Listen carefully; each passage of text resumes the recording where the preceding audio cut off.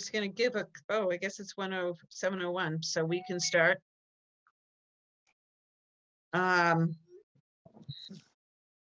Let's see, who do we have here? We've got Peter.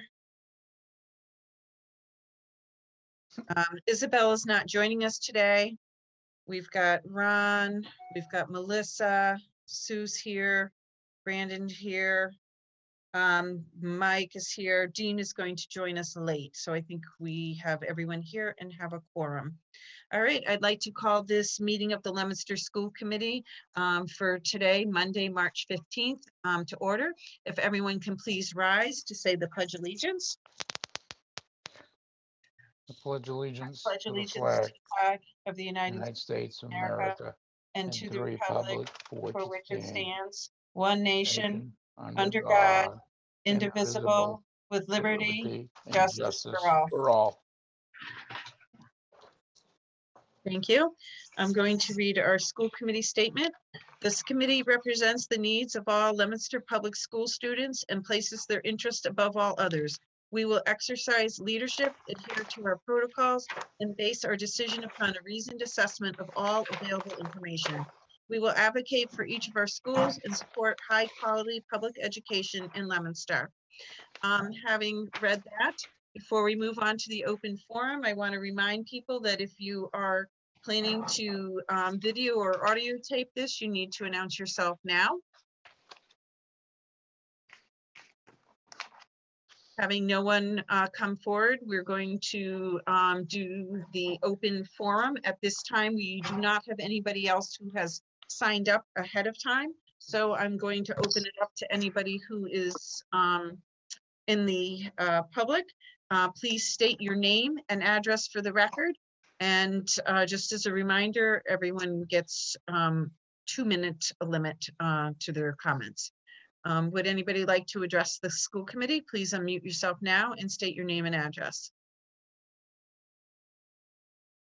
Hi, my name is Caitlin Volpe, 20 Shady Lane, Leominster. We have moved mountains this year, and if it wasn't for our hardworking teachers, our children would be lost. It was clearly not easy, and you all rocked it. Now the students are going back to full-time, and I'm elated. This is huge, and what we've been waiting for a full year.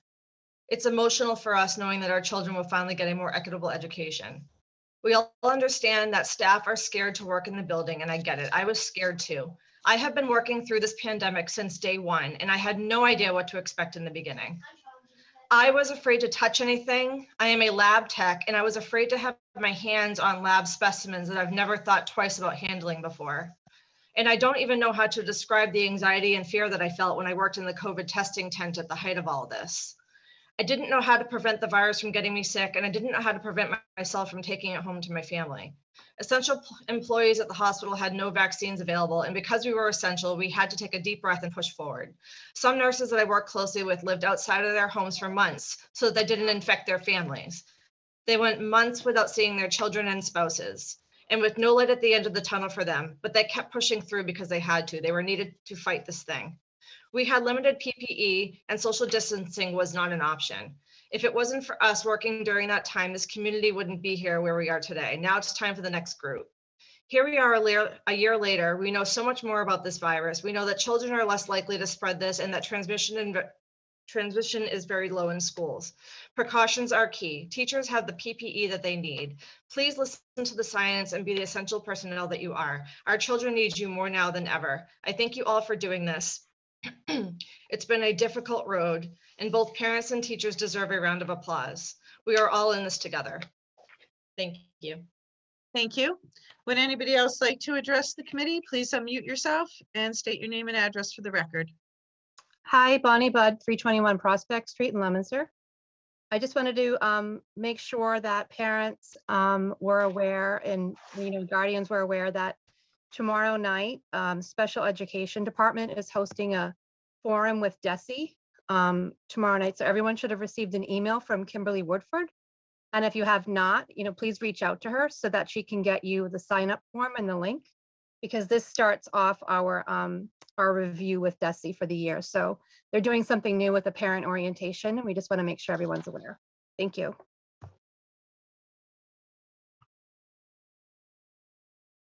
I apologize, I was muted. Thank you, Bonnie. Would anybody else like to address the committee?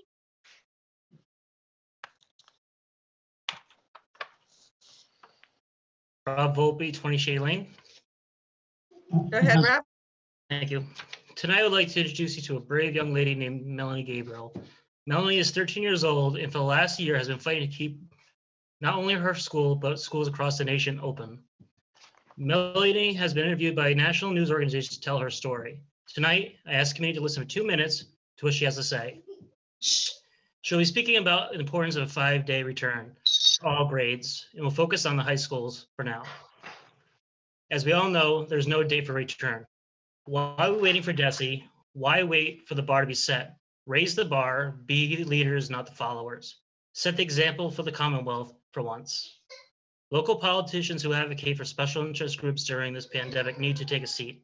The politicians who shop at grocery stores, Target, and Walmart never once advocated for the safety of the very people who help keep them alive. Better yet, they never advocated or stood up for such retailers like Gate Candle, for the inability to social distance with strangers no matter capacity size because the store is so small. Thank you. Please welcome Melanie Gabriel. Remember the name. This young lady will make history, is making history. I can only hope our leaders will be on the right side of history with her. Thank you. Hello, my name is Melanie Gabriel. I live on 110th Street, Vancouver, Washington, and I'm here today to speak on behalf of the students of Leominster. Our childhoods have been robbed from us by the COVID shutdowns. We have been locked up and isolated from each other for far too long. This has created a mental health crisis and because it has become an emergency, and you need to start treating it like one. It's like our house is on fire. Time put down. Giving high school. Oh, well, so much for that. We're not able 5 to days hear a you. week. Your 2 minutes is up. Would anybody else like to address the committee? Can I ask that you speak again since she was cut out? I guess I'm a little concerned that, I mean, you were speaking. She didn't call in. Not sure what her relationship is to the Leominster school system. Is it not open forum? It is an open forum, but she's under your time, I guess. I'm not sure. Is she? No, Not she gets sure. full 2 minutes, doesn't she? Well, Is it she like a already, vote? so we'll give her 1 minute because she already started speaking, but if she cuts out, there's nothing we can do about it.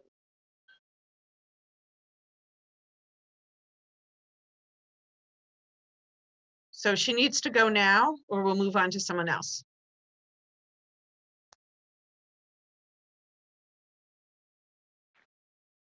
Okay. Giving high schoolers only 1 day a week is like throwing water on fire. Elementary is going back 5 days a week.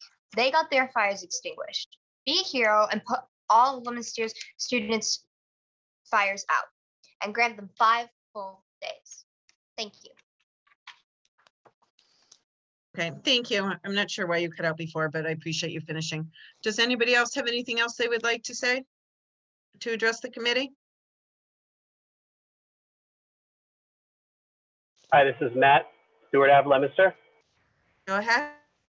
So I'm hoping that everyone's doing good and things continue in the right direction.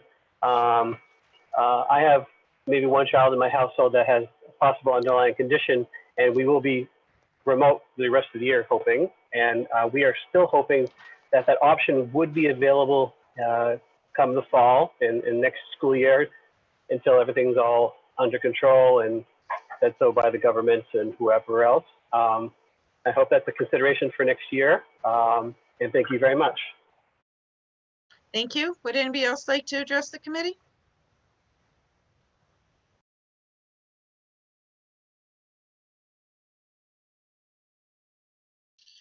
One last and final time, would anybody else like to address the committee? Please unmute yourself and state your name and address for the record.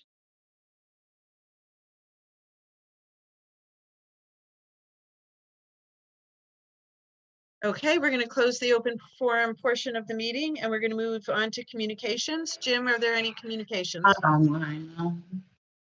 There are no communications at this time. Thank you. Then we'll move on to the superintendent's report. Go ahead, Jim. Thank you.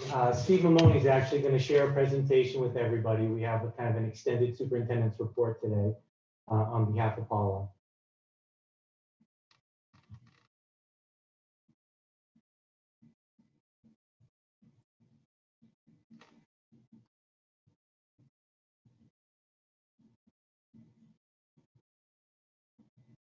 So first off, wanted to share some of the updates in the district. This past Tuesday, we had a professional development on March 9th that was very successful. Amongst the activities, we had a presentation by Gary Brooks, who's presented in the districts previously, and then also had some discussions around the work of Emmanuel Acho, who wrote the book, Uncomfortable Conversations with a Black Man. After those two activities that were mainly focused on equity and the work we've been doing in district, it's really been a focus for us.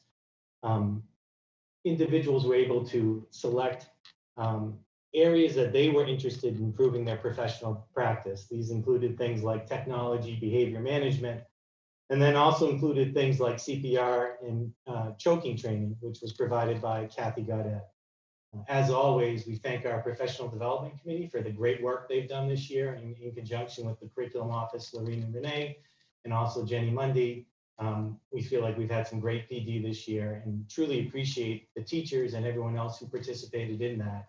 And we're really happy to be able to have specific opportunities for all of our units, including our paraprofessionals and tutors as well.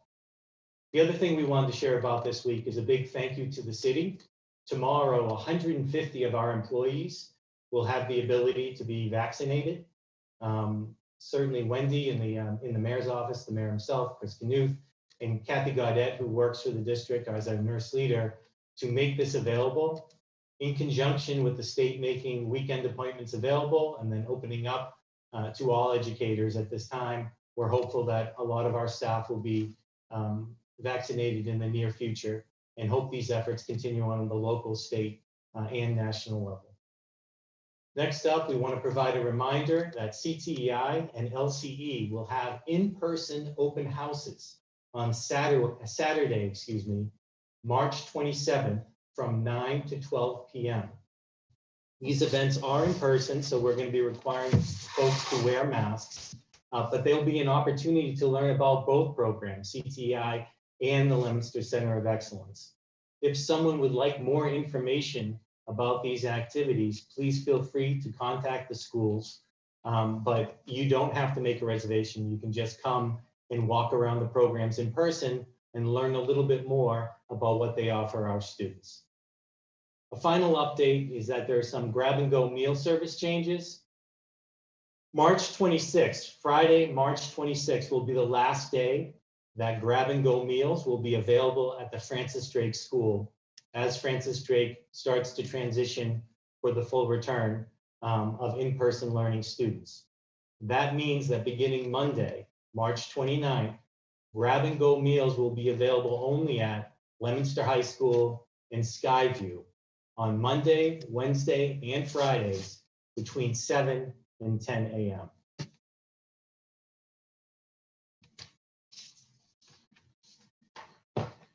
So I know, and we know in the district, one of the big topics for a lot of folks is the new DESE guidance, or the latest iteration of that DESE guidance that came back last week and talked about expanding our in-person learning moving forward. Some highlights or just some dates to know, and then also an important consideration. We've heard from parents and families who are interested in continuing the remote option for the remainder of this school year. We want to reiterate, as previous communications has stated, that the remote option will be in place for anyone who requires it or requests it for the remainder of this school year. Also, we wanted to make sure that people are aware of the dates currently put out by DESE as we expand our in-person learning. At the elementary level, for K through 5 students, starting April 5th, students who choose in-person learning will begin to attend school Monday through Friday. At the middle school level, the change to Monday through Friday, 5 days a week, will begin on April 28th. And at the high school level, DESE anticipates setting a date for full return sometime in April. As soon as we have updates, we will be providing them, especially for our folks at the high school level who have not received a survey at this time. One of the things we wanted to share with everyone tonight is what we see as an impact on students as we migrate in the in-person model to a total of 5 days. Number one is obvious that we're going to have a Monday through Friday schedule. Right now, our in-person learning is in a hybrid model where typically folks are coming either on a Monday, Tuesday, or Thursday, Friday cohort. When we make the transition to 5 days, obviously students will be attending 5 full days. We will be building it, however, off the current structure of our hybrid learning day. As we get more information, if there are any changes to what that student day looks like, we will be posting it as soon as we know it. So right now, we're intending to follow the schedule that's in place at with our hybrid students. But if there are changes that are necessary to the student day, whether that be end time, start time, or transportation book pickup, we will be communicating that as soon as possible. We also want all our families to know that one of the changes will be our classroom capacity. Previous guidance had stated between 3 and 6 feet was the recommended spacing that would be available in classrooms. DESE has updated that guidance and supported it further with letters and then also some information from studies they've done with some of the top physicians across the state and the country. To make this transition easier, we have also ordered desks. And so students won't be sitting at tables if we weren't able to maintain the 3 feet guidance that's currently in place by DESE. We also anticipate that there'll be some changes in how we deliver breakfast and lunch. That may depend on the building, and again, will be specifically communicated by your child's building.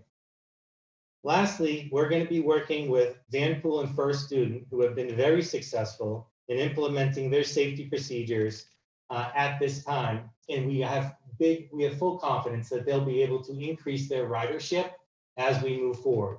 So we encourage parents who might be interested in the in-person learning option to explore transportation possibilities for their children, because that should be an available and viable option for more families now that we're moving forward.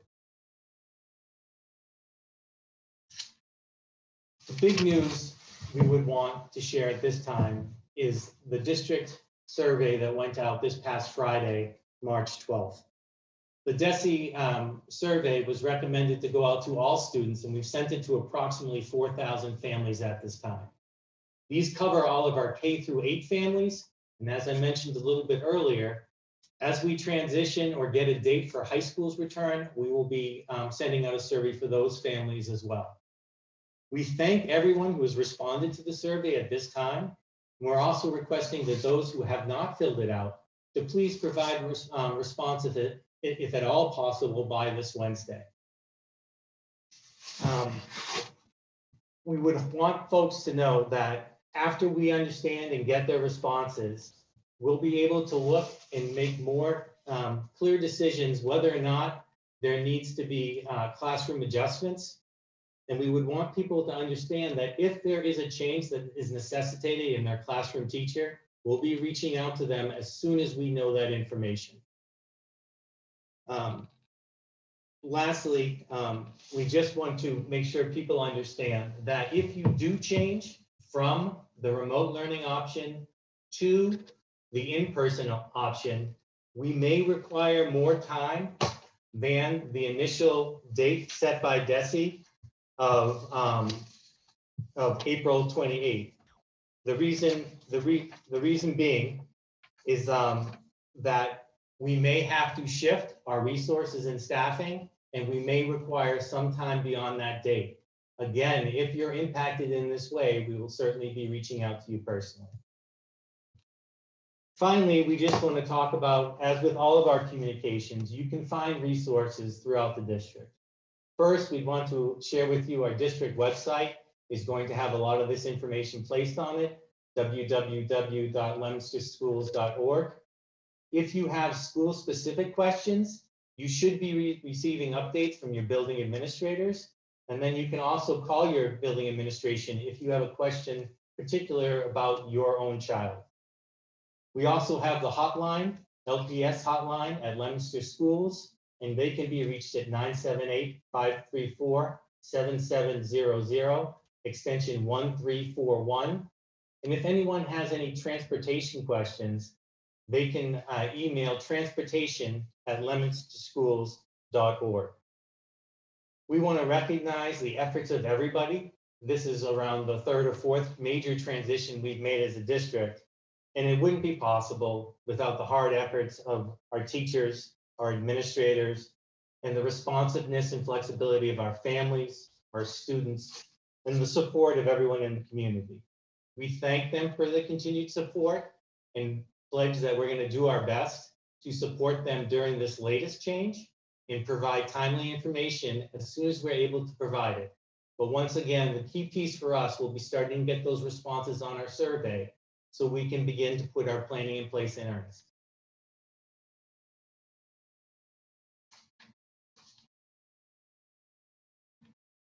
I'm not sure, Eileen, if I'm allowed, but I can offer some clarification if anyone has any questions at this Right. time. So I will call on people. I wasn't sure if you were done Sorry. because the presentation is still up, so I didn't know if there was another slide.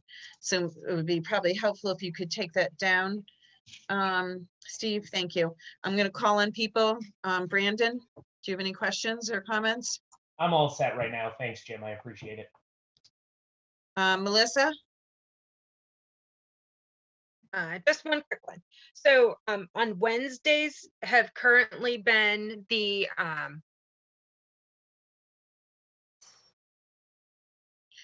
You're kind of frozen, or we can't hear you. You're muted, Melissa. sorry, is that better? That's better. You can start over. Okay, sorry. So on Wednesdays, it's been the kind of a deep cleaning day for the district at the schools with students in place now on Wednesdays. What does that look like? And are the janitorial staff kind of able to shift their hours now that, you know, they may be working later to make up for the daytime hours on Wednesday? What does that look like? So it is a little bit of a different model in that, you know, we are going to be open to students on Wednesday. A lot of our staff were still coming in the buildings on Wednesday when they would operate remotely. So our custodial staff are used to working around folks in the building. They actually have a good system in place where they make sure that they sanitize every space, every classroom that's been used. And that will be in place as well. That's the real focus on the district level, is to make sure that we've sprayed with our anti, you know, virus combination. And so that will continue to happen. But we'll be working with the custodians. And honestly, right now, we're working with custodians to get our classrooms ready because we're adding and setting them up a little bit differently than we had previously with the increased capacity. All right, thank you. Peter, do you have any questions or comments? Nothing else to add. Thank you for the presentation. Ron? No, it was a very good presentation. I really enjoyed it. Thank you very much. Michael? Yep, thanks for that. I do have a little bit of a chicken and the egg problem, of course. I think some parents would like more information to help them decide which modality to be in. And obviously, we need to know which modality they're going to be in so we can decide how to put the resources in place so we can tell them what it looks like. I think you did a good job of No, nothing. the basic outline of that. if a parent is trying to make up their mind between now and Wednesday and needs additional information, should they start with their school? Should they start with the hotline? Where would you tell them to go first? I'd advise them to reach out to their school and talk, you know, because they can really, my guess is that it's particular about the context of their own child. Right. And so, you know, whether or not they have a question about how, you know, if a lot of cases it would depend, Michael, on whether or not they're transitioning from a different learning model. So are they going from remote to in person, you know, and they may have some specific questions about that. They may not be familiar with what the hybrid schedule currently looks like on in-person days. And so they might have some questions, and that does vary depending on the school. We have the same expectations, but the times do slightly differ. They may have a question about their child's specific teacher, in which case we would definitely recommend that they reach out to the building administration. You said it absolutely right. It's a chicken or egg thing. And, you know, we're trying to balance that with give people the information we can and that we have confidence around with needing to know what they're going to choose. And then we're really going to have confidence about what's the impact. Is their child specifically going to be impacted by something, and then communicating that with them. And so we understand that sometimes people may feel differently a week down the road. We ask them to fill out the survey, make their best possible answer. If they do have a lingering question, absolutely reach out to either the hotlines, or specifically it's a question about their school, to their building administration, and we'll get through this together. I mean, just like we have before. And we understand this is a big one, you know, because we had a lot of families who were waiting until this transition happened, but we're going to do our best. I'm proud personally, you know, of the way the district has handled a lot of these transitions, and the work and communication we've gotten with our families, them reaching out to us, and then our administration reaching out. And I have no doubt that we're going to get through this one again, and that once we start in person, that we'll be successful, and then we'll move on to middle school later on in the month. All right. My second question, I think I heard sort of the answer there, but I assume that at least some people are going to let us know by Wednesday and then see more details of the plan and change their minds. Mm-hmm. So 2 parts, will we attempt to accommodate them when they've changed their minds? And if so, I'm guessing that can't happen instantaneously. So can we set an expectation of how quickly or how long it might take to switch them from what they said before to what they've changed their minds to? Yeah, you're absolutely right. And so the people can change their minds. We're asking them to make the best possible choice they can at this time, but we understand things are happening. They may reach back out to us. We're hoping to limit that as much as possible, but we understand situations change. The biggest challenge for the district will be when we're taking remote families and moving them from that learning model to the in-person model, okay? Because right now our capacities are based on our current kind of hybrid cohorts. So as an example, you might have 8 kids on Monday, Tuesday, and another 10 on Thursday, Friday. We're going to be combining those cohorts into a classroom of 18. And then depending on the capacity of the rooms, we may be able to add some students who are currently remote back into those classrooms or not. A lot of it's depends on the guidance and the capacity of the room. We may be in a situation at some point where we're looking at migrating remote staff to in-person staff, because we need to increase the number of classrooms that we have for in-person. In those cases, we may have to delay, and I didn't speak about it very eloquently, but what I was trying to refer to is that in some of those cases, we may have to reach out to folks and say, we're not going to be able to accommodate you with in-person learning on April 5th. We may need an additional week or so. And we will communicate that with them and with a start date. DESE allows up to 6 weeks for that transition. We don't think we're going to need 6 weeks. I think we're going to move a lot faster than that. But because of the fact that we're looking at resources, specifically staff, and making sure and trying to minimize changes in classroom teachers, our goal is to keep classes as whole as possible with the same instructors. We may need some additional time, but that's the main one where we think we would need some additional time. You know, really, if a parent isn't comfortable sending their child in person, we're going to do our best to make sure they're starting remote on that date when other kids are coming in person. That's it for me. Thank you. Sue? Thanks, Jim, for the presentation. Can you speak a little to the current openings that we still have? And I know that's been a difficult task to do. And now that we are looking at going fully back to in-person learning, how, and you mentioned resource shifting, but how are we where do we stand on the openings?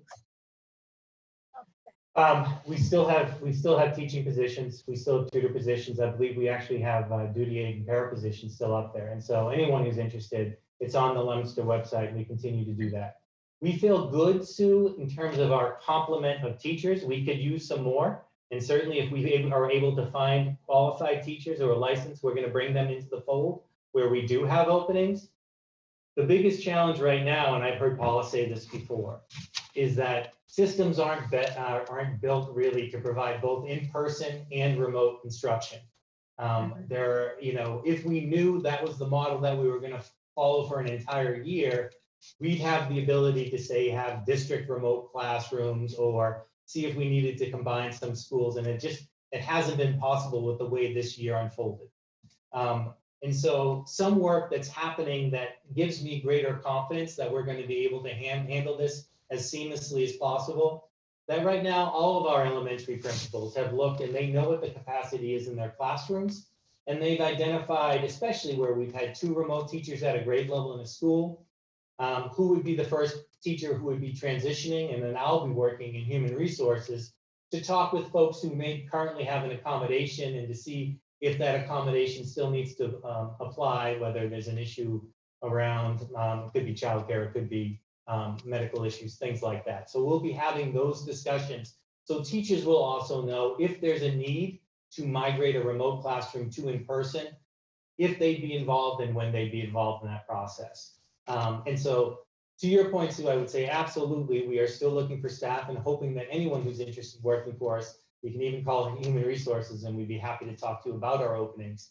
But we also feel, at least in terms of our ability to service kids in manageable groups, we're doing fairly well to have the complement of teachers we need. We may, though, to Michael's point earlier, need some additional time to make sure that there's appropriate classroom sizes in person, and that we're also continuing to provide the best possible remote option we can for those families who continue to choose to be remote. Okay, and just as a sidebar, we might want to get an updated personnel list every other week, every meeting. I think it's really critical to make sure we're on top of where we're at for, resources. Thank you. And I think to delineate whether those staff members are remote teachers or in-person teachers, to also sort of get a sense of where things are at. Eileen, can I ask one question? Sorry. Sure, go ahead. Jim, just because we had talked about it previously, and it's kind of along the same line of Sue's question, what's the situation with substitutes? Because inevitably a teacher will be out when whole classes aren't out, for a cold or whatever it may be. We had talked about it being an issue in the past, and I'm just wondering if we've kind of resolved that. So we did a couple of things this year where we've expanded our availability of what they call building subs, and these are subs who are available only to that building, or not only to that building, but primarily it's expected that they would have a work assignment every day. And we expanded the number of teachers that we had who fit that criteria. Typically they're licensed teachers at that level, and we've been made them available to the building. The biggest challenge, I'll tell you right now, Brandon, is the fact that a lot of our substitutes did not want to work in the current environment. And so we will be reaching back out to them and say, what do you think? Are you ready to come back with us? And then we've also done some work where a lot of our local students are becoming near the end. I think the graduation, I believe, in at FSU is going to be, I believe, in this April or May. And so we're going to be welcoming those students back, especially if they're in their education program, and try to get them in the fold as well to try us out as substitute teachers. We find that actually it's a great way to grow the capacity of staff. We get to see them in the classroom and see how they're working. So those are some of the things that are underway. it's been a tough year. I completely acknowledge that. Much like our biggest challenge in terms of getting certified and qualified teachers, it's because part of the workforce just wasn't comfortable, or their personal context, whether they had kids at home or other things, were preventing our larger body that we would typically pull from in terms of a candidate pool. We're hoping, though, that that's going to open up a little bit, and that those are some of the efforts we're making to ensure that that happens. Thank you for that. One other thing, sorry, both things came to me after the fact. Okay. Just because it was brought up in the public comment, I think we should clarify. I know it's far in the future, but looking at next year, remote option, that's basically in DESI's hands as of right now of whether we'll still be able to offer that, correct? Yes, Thank you. you got it. Ron? I just, when you made your presentation, Jim, I meant to ask and I completely forgot about it, and all of a sudden it came to my mind. You were saying that the teachers are going to be vaccinated. There's going to be a vaccination process tomorrow.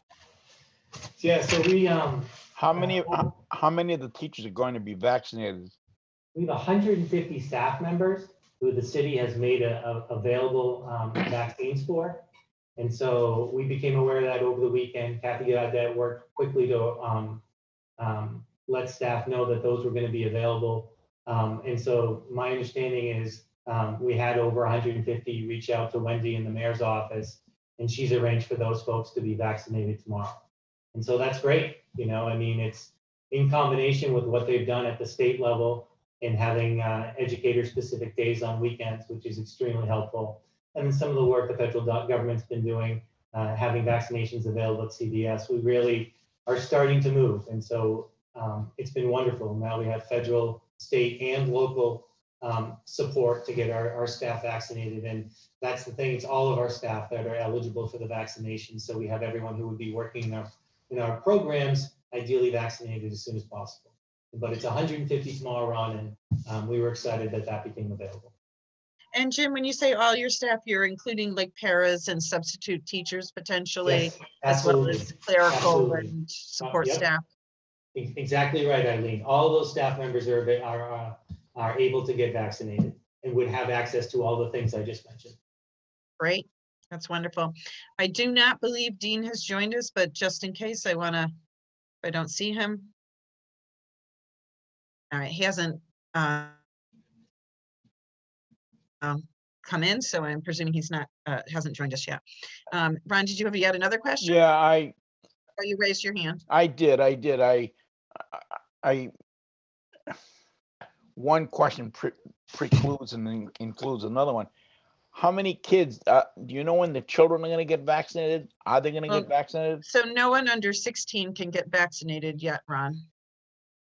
I know, but the way the Biden was saying by May 1st, everybody is going to get, I just didn't know if anything. That was adults, not children. Well, I'm just asking, guys. That's Yeah, all. no, I just know right at this point, no one under 16 can be vaccinated. So Right. It hasn't been tested on children yet. No,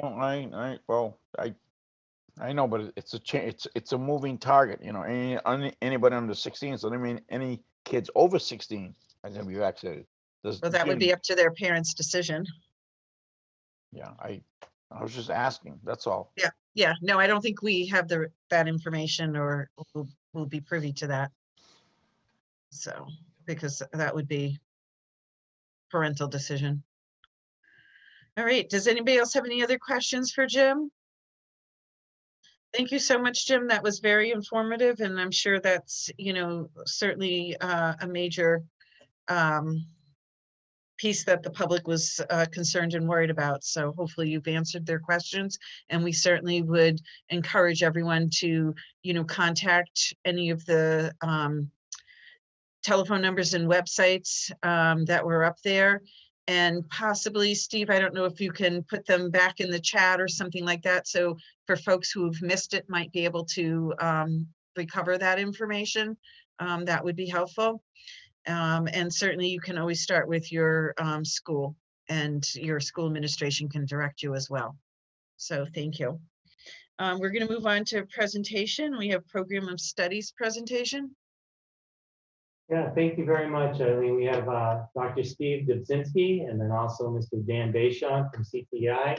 And I believe most importantly, we have Special Education Coordinator Extraordinaire, Laura Van Dorn, who will be joining their presentation. Our hope is after the presentation and school committee can take a vote on both approving the course of studies and then also the graduation requirements at the appropriate time.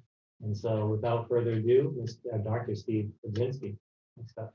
All right, thank you, everyone. I want to thank you for the opportunity tonight. I am as excited as I've probably ever been about a program of studies. We haven't had a lot of change here in many years. So tonight, to be honest with you, there has been a lot of effort that has gone in behind the scenes to produce this and move us forward. Mr. Bayshant and myself have met numerous times to discuss the options in moving Leominster High School in the right direction. I feel there's a great foundation up there and we can only get better. So I also want to send a special thank you to Megan Dianacentis and Michelle Oliveri and all of our department heads who have worked tirelessly behind the scenes. And thanks to everybody that's contributed. This program of study and the changes that have come through is pretty exciting. And I say that because these changes are based on conversations, meetings, consultations, most importantly with our students, with our parents, our school council. Last Monday night was a lengthy discussion about it, our faculty, our alumni, and the community as a whole from the responses we got from, if you can recall, the BAR grant and the Portrait of a Graduate that many people filled out in the past year. And these are the results of a culmination of all of those factors. A couple themes have come out of all those conversations and meetings. One is the desire for our students and our former students for more real life experiences and opportunities. So not just classroom, but expanding what they can do outside the classroom. The second one, which kept coming up, was some financial literacy. And that is some real world lifetime experience regarding loan. And I don't think it's really just at Leominster High School. I think we have a generation of students who run off to X college and get a free t-shirt for a credit card. And next thing you know, there's $2,700 on a credit card, but they get the most expensive t-shirt in America and they can't quite figure out why. Or loans or credit ratings, or bank accounts, investments. And the third one that came through was the word passion, that they want to really explore their own passion and to provide more of those opportunities. So if Mr. Mamoni could throw there we go. Thank you, my friend. And we can move on to the next slide. All right, so we're going to start with the English department. What we decided to do is look at, we have a very traditional high school. We have junior English, honors junior English, AP English, and it kind of, at junior year, went around some very traditional approaches. What we'd like to do is kind of have a thematic approach and hopefully soon to go 9 through 12, but we started with a step this year looking at our junior and senior level English classes. We are not trying to get rid of the traditional approach or the classics. What we'd like to do is add some contemporary options and meet the state standards. So the new offerings, and these come from the English department teachers. They worked all fall in developing courses that aligned with the standards, and the 5 that have made it to the final round are poetry as an art of self-expression, modern drama through plays and playwrights, racial justice literature, This Emotional Life, and This Perfectly Imperfect Life. Those 5 courses, which I'm sure, hopefully you got a thick copy of the 90-page program of studies, those are all highlighted for you for an easy read. All right, so that's our English approach. Again, not to take away from the classics, but to add some contemporary literature. In the math department, we are going to expand our current financial topics class, have kind of financial topics and also an honors level financial topics. Those are exactly our financial literacy courses. Right now, we have a great partner with DCU, and also it's a company called EverFi. They give to us through a grant, and most of our juniors and seniors over the past couple of years have been taking these 11 modules. And quite frankly, I probably should take the 11 modules as well to get a little financial literacy as I get to be the retirement age. So it's amazing to have these kids walk out of that room on their way to lunch and have them talk about a loan, have them talk about financial aid, have them talk about an investment. I know that in some of our courses now, they touch upon this. We'd like to take that and go a little bit deeper so that our students leave here with a better understanding of real world, quote unquote, real world math. In social studies, we are going to really encourage our students, especially at the junior and senior level, to take our dual enrollment classes. Through the Mass Early College grant that we have received and really expanded upon, we have just a ton of dual enrollment classes. It's just expanded every year. And it's gone from in business classes, marketing courses, intro to psychology, human growth and development, intro to sociology, college writing 1 and 2. We have some students this year graduating with 6 college courses under their belt. That's over $15,000 that we have saved families in the community that are now heading off to any state school, Fitchburg State, UMass, the Mount, UMass Lowell, Worcester State, anywhere, Bridgewater State, just take those courses and they transfer in. So we have had some great success stories with that. I also want to thank Daryl Robichaud, the Social Studies Department Chair, and Larissa Murphy, teacher extraordinaire, who have really taken the lead on this. There is incorporating a new civics requirement into our junior year curriculum. The state has processed and really put forth a new civics emphasis. So it was really, the ball was really rolling, quite frankly, last March with some decision making that was going to be made. And then we obviously had a big shutdown. So we're still getting guidance from the state. There is going to be a civics requirement. What that looks like, they're kind of letting us mold it which best fits us. So we've decided to incorporate it into junior year. It could be project-based, it could be community-based. There still will be some traditional options for some students as well. Within science, obviously we're going to continue to build on our strong lab sciences and the curriculum that's in place. We are going to add oceanography and expand our principles of technology course. There's also and I don't want to put the teaser out there, but there's a grant on the horizon that I hope sometime in June, I have a great announcement for you. But we're partnering, Mrs. Cipolla has really helped us out. Gretchen Cunha in the science department, Michelle Oliveri, and some community members have really helped us out as we apply for this grant. I'm cautiously optimistic that we're going to have a good announcement coming up, but I hate to be we're not going to be disappointed. We're going after it.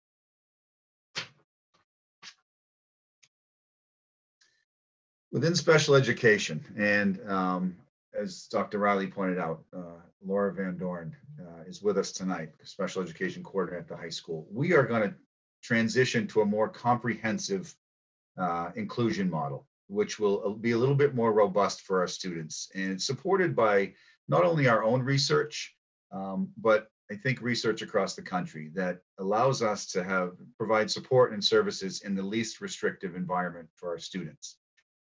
We're also going to expand our ABA program as required due to some age span regulation. So I'm excited about the opportunities that we are providing up and down the ladder for all of our students. And I think this is just a great change for us to expand our inclusion model. Also, some support classes. These are not going to take the place of courses. These are going to be in addition to. As you can probably guess, in a school of 1,950 with a diverse population that we have students moving in throughout the school year, sometimes obviously out of state, out of country, and they need to take the MCAS in biology, we'll say, or the MCAS in math. And they've been away from biology for 2 years. If they come in as a junior or a senior from out of state, they're still required to take these exams. So we are going to put some kind of refresher courses in place. Also, we're hoping to recognize perhaps some students that maybe had a little bit of learning loss this year for whatever reason, for the challenges that we had, and identify those students. These will be semester courses. They will not replace biology. It'll be in addition to biology. They will not replace your algebra course. They'll be in addition to your algebra course, all right? And ELA strategies and support, which is in our English department. again, we're really excited about the opportunities we're providing for every student as we identify those students that have strengths and maybe have some challenges that we need to meet as well. And if I wasn't juiced enough about what we have coming up, this really excites me. Our internship, community service, and work study, and I will praise CTE for years, and really under when Dan Bayshant became an administrator there, their internships and co-op program, blew up under his direction. He had great business partnerships and sent, well over 50 kids every year out to the communities. Obviously, this year we've had to slow it down a little bit because of COVID. We are really going to kind of swing that pendulum over to the LHS side as well. And by partnering with Mass Hire, Mass Life Sciences, local businesses, local community service organizations, really encourage our students to get some real life experiences. Those can be paid, they can be work study, they can be unpaid. One of the positives that has come out of COVID and our remote and virtual learning is the need for flexibility, that we as a school of 1,950 kids, we can't take every round peg and put it in the square. Okay, we've got to be very flexible with kids, and we've really learned that this year. And I'll be honest, I think our kids have spoken that, they're getting more from getting out into the real community and getting punctuality and having to deal with the public and having to deal with a boss and getting some real life skills. So we're very, very excited about the internship, community service, and work study options that we're going to put forth next year. The numbers, I don't know yet. We'll see how many students at the junior and senior year are interested. I'm hoping it's a lot because I really think with our community partners that Mr. Bayshant has developed, as well as some other ones that have come forward in the last couple months and said, yeah, I'd like to take an intern. That'd be great. And so we'll probably have more to say about that, hopefully in the fall, of a very successful transition we have for it.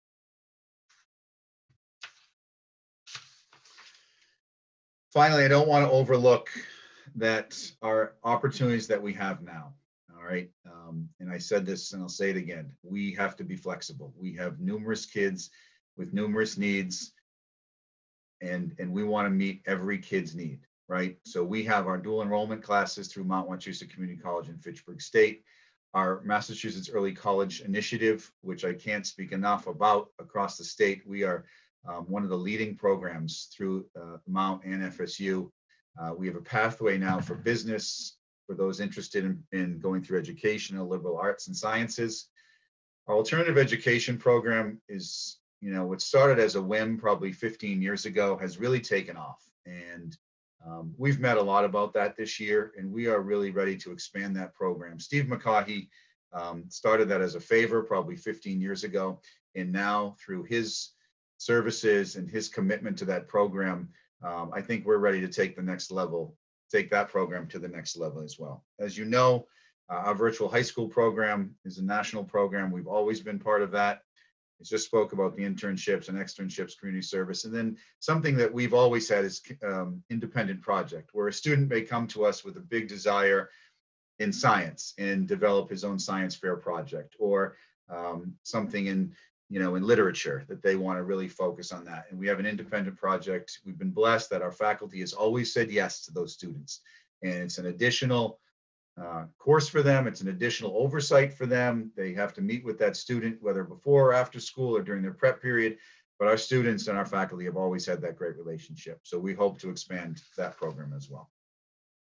So those are the courses that we have changed. And the very last thing I would like to have you entertain, and I'm hoping that we can get some traction, is that the total number of credits required for graduation for the four classes that are involved right now, we're proposing they go from 250 credits, which is the current situation, to 230. And that's because this year our schedule went from 7 periods to 5. So there was a 20 credit drop in opportunity to get those credits. Obviously, by the time we come back in September, we will go back to 250 credits for the class of 2025. The other thing which we'd like to be permanent, and this is departmental driven. that the fine art education credit requirement, which is now 15, we would like to move to 10. In the physical and health education credit requirement, which is 25, we would like to move to 20. This was department driven, and which on the surface may look like we want to downplay it. It's actually, the purpose of this is just for the opposite reason. It's that in freshman and sophomore year, you get your requirements, quote unquote, out of the way, much like you do in college. And then really for those art students, those fine art students that really want to take AP Studio Art, or maybe want to take the English class that Andrea Mastriani is teaching with plays and playwrights.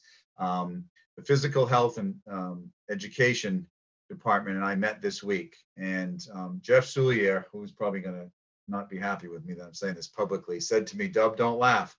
Would you be okay if I introduced a dance class?"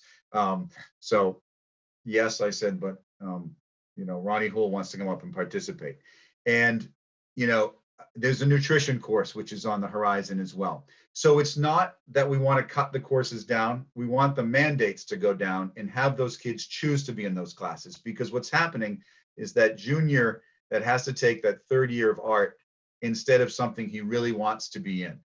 So we want to offer a robust offerings to those courses. This was, again, driven by the very talented E-Wing, which is where our fine arts section is located, and by our health and phys ed people, to get the kids in those courses because they want to be there, and offer more services to them, and not because they have to be there.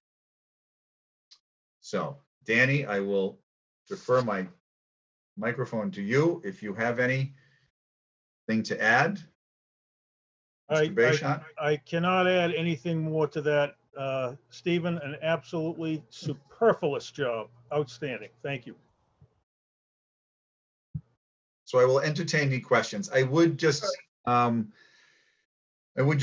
that I'm hoping we can pass this, because, and I don't mean to put pressure on anybody, we would like to get moving on our course selections. We are in the midst. We've been earlier before. We've been a little later before. We are dead in the middle of where we usually are. And I'm going to be frank, if we can pass this, course selections will probably start. The program of studies will be electronically sent out tomorrow morning at 8 to families so they can get a week to look at it. And we will start the process very soon. So Melissa, no sighing. You're going to be having conversations with your children very soon about next year. All right, I'm going to go and call in folks. Brandon, do you have any questions or comments? No, I don't have any questions. I'm just slightly jealous about all these great courses that are being offered. I think I need to re-enroll in Leominster High School, because I'm looking at some of these English courses, and like the Imperfect World one, some really interesting stuff you guys are going to be offering. So awesome job. Thank you. It's really a tribute to the English department. They came up with all of them. Melissa? So I guess clarification. So we were at 7 periods. We had to cut down to 5. Would we be going back up to 7? Because I've heard some mixed feeling. Like some people felt like maybe 6 was a better number as opposed to 7. So yes, we're going to go back to 7. And the history behind that is that, and Mr. Bayshant and I have met on this numerous times. Currently, we cannot meet the needs of the CTEI academic A week, B week under a 6-period day and the vocational hour time. So we're going to continue to look at that. But as it stands right now, we have to have a 7-period day because for many reasons, the English and math are double blocks as they come over for A week, B week to get through a whole course of Algebra 2 or whatever the course is. So we need those double blocks. Alrighty. Peter? And I'd reiterate with what Brandon said. It's great to see offerings that allow students to explore their passions and what they might be more interested in for real world applications. The only question I have, has there been any thought or are there some options for students that that did lose the not that they're losing the credit requirement, but for the years that we're going to drop from the 250 to the 230, are there opportunities for those students to take on, if they're interested, some extra classes, either through, so the online options or anything like that, if there was something that they feel like they missed out on over this year? Yeah, Peter, thank you. We had numerous students take 6 classes this year, to be perfectly honest and frank. And most of them were our sophomores who couldn't get in a second year of Spanish, for instance, because just through the requirements. Yeah, we will obviously try and meet everyone's needs. So where that falls into play, the number of requirements are, the graduation requirement at 250 is still going to stay there for the next year's class, and this year's will be 230. But yes, we've tried to meet every single person's request this year. So we have numerous kids taking 6 classes, and we would entertain, summer courses or Edgenuity. If they really wanted to squeeze in an art class and can't, as you can probably guess, sometimes our band kids, for instance, are locked into band only meets during certain period. Our onesies, our AP Calc, or our AP Physics. To get around some of those courses, we have to be flexible and offer some outside opportunities. And we've done that also through independent project. Okay, thank you. Yeah, I imagine there are some students out there that, there may have been something they felt they missed out on this year, and yeah, wondering if there's ways to make up for it. All right, Ron? Yeah, I had a couple of questions. The presentations are really good. What you had on the wall over here, on the English language, you had modern drama, racial justice, lit, perfect world, and then you also had poetry as an art of self-expression, but you don't have that yellowed here. Was that just an oversight? It's an oversight. I'm gonna almost guarantee I just didn't highlight. It's got to be. No, it's okay. I didn't know if there was something I was missing. Nope. And there's something I'm missing. The other 3 questions I had, you were saying about oceanography. Is that just going to be a one course, multiple course? How's that going to play out? Right now, it's a 1 course, and it's a new course, so we're going to see the interest. I'll be honest with you. What sometimes happens, Mr. Houle, is that it piques so much interest, right? We've had environmental science, which was very big and really student addressed a couple years ago, and it became so big that it turned into an AP course. So I'm hoping that a year from now, we're adding oceanography too, or, Because I didn't know if you had communicated with anybody from Woods Hole regarding that, or was it just something, just a shot in the dark? Have not. Again, teacher driven. Okay. So the other part, on the wall that you had over here on special ed, and there was something, and I didn't write it down. I usually write it down. ABBA. It was. Laura, do you want to answer that? Yeah, ABA. Yes. Yeah. So ABA is our applied behavioral analysis classes. And there was some classes that you're going to be. The change to the program of studies is that we're adding in the 18 to 22 program. So yeah, it's age related. I think that's what. You got it. Now, when you say age related, is that because at the age of 18, they can't be in the high school, or can they still be in a high school in an extended period of class, or? So our students can stay until they turn age 22. The state has a regulation where we can't have more than 48-month age groupings. So our kids who are grades 9 to 12 are typically within that 48 months. And then our kids aged 18 to 22 now have their own classroom. It mirrors how our life skills program runs with those age groupings. Okay, all right. And the only other question that I had, and I was looking back on the English, what did you guys have over here? Oh, God almighty. And I was just wondering for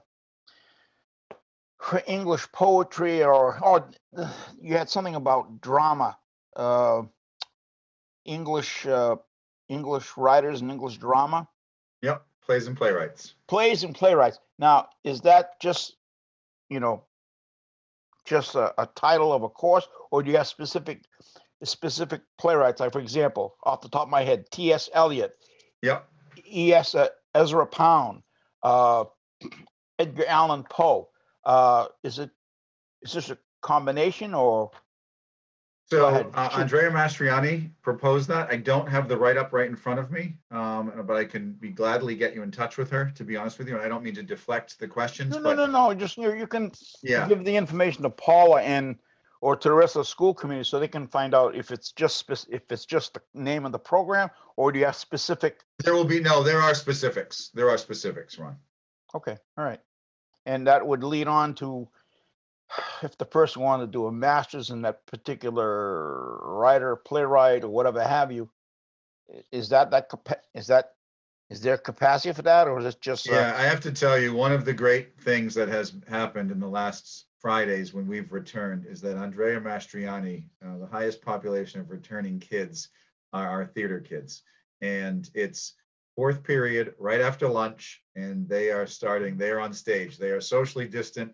And I talked to her about it, and I said, obviously this is going to appeal to your theater kids. And she said, I want it to appeal to my non-theater kids as well. I want to have a great cross section in this English class that we recruit other students as well. So I really think it's going to be a popular course. One, she's a dynamic teacher and she's like a magnet up there. It's great for her. So I'm excited about the course itself. All right. No, you answered my questions. Thanks. I appreciate that. Thank you, Mr. Okay, Moore. Mike? Thank you for all this. I'm going to start by saying I really like all the additions that you've talked about. I don't have any questions about those. I'm satisfied. They look good. I do have a question about what's going on with physics, because I understand that last year we had some students, a couple classes taking a version of physics that I don't recognize as physics. And I'm worried that we have some students attempting to take physics without having had the algebra they need to do.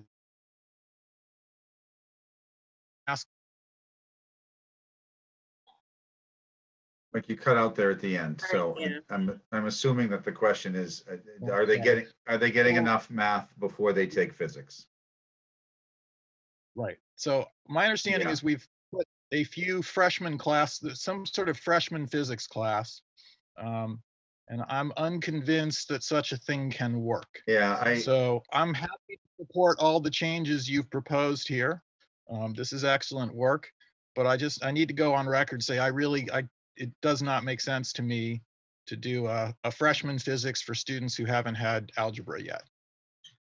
So that's kind of been a juggling act, to be perfectly honest with you, and not just with us, at other schools as well. At how deep can you go in physics without the proper math background?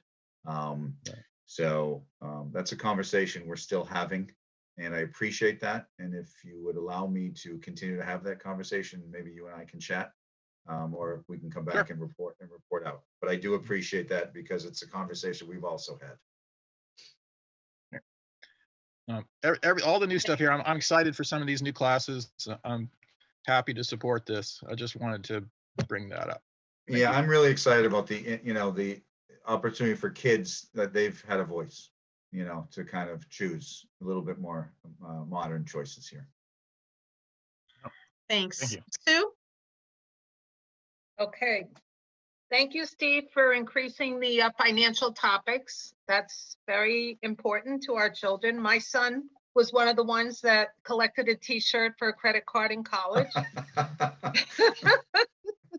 And he furnished the whole apartment with the credit card. So we laugh at that today, but it really, finance is so important. Business sense is so important for these kids. Just a quick question. So I know our last accreditation, one of the concerns was the rigor. And when I saw the courses, going down, can you speak a little to the rigor of the courses? When you mean going down, where? Well, how you're decreasing the offerings, the classes.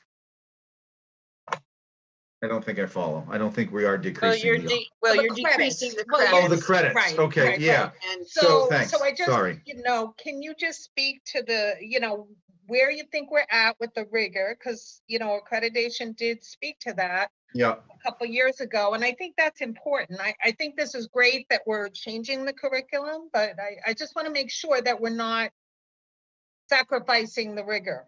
Yeah. So 2 questions. We're really not changing the number of credits is staying the same. The only reason it went down this year is because of we took fewer courses. Okay. Right. The change in the courses credit situation out of math, out of phys ed and art is really to allow them to have a little bit more robust offerings, and then allow students that don't have to take that 3rd art class to maybe take another science class or another math class. The rigor, if you give me 2 seconds here, is really another conversation. And I have met quite a bit with Dr. Riley as we look at not only rigor, but equity. It was a conversation about the English classes that we just added. And I'll be honest, a lot of them came out as just honors level classes.